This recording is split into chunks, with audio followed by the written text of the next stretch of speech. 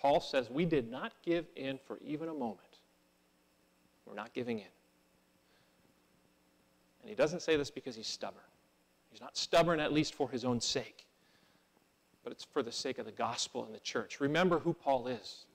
Paul, we saw this last week, was the Pharisee of Pharisees. He was a Hebrew of Hebrews. He was zealous for the tradition of his fathers. He was faultless when it comes to legalistic righteousness. That was Paul. But then he was transformed by grace, and now he's a companion with Titus, this uncircumcised Gentile Christian. And so he cannot go back to the old way of doing things. He cannot. He cannot go back. That's the message, brothers and sisters, of the entire book of Hebrews. Don't go back. Hebrews is such a helpful book for connecting with what we're looking at here.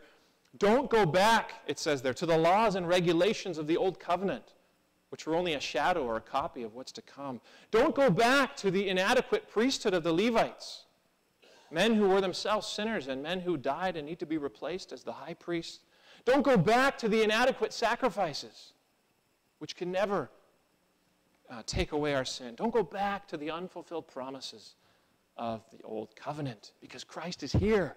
Christ has fulfilled all the ceremonies of the old covenant, all those ceremonies that were inadequate to take away sin. The blood of bulls and goats being everywhere in the temple, and all that blood could not take away our sin. But the blood of Jesus can take away our sin. And so the purpose of all that blood was to point to him. And now that he's here, they're not needed. That's all expired, circumcision included. It's all fulfilled. Don't go back.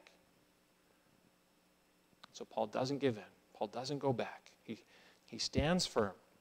And he tells us why. He says, verse 5, in order that the truth of the gospel might continue with you. With you who are looking to Christ alone for your salvation.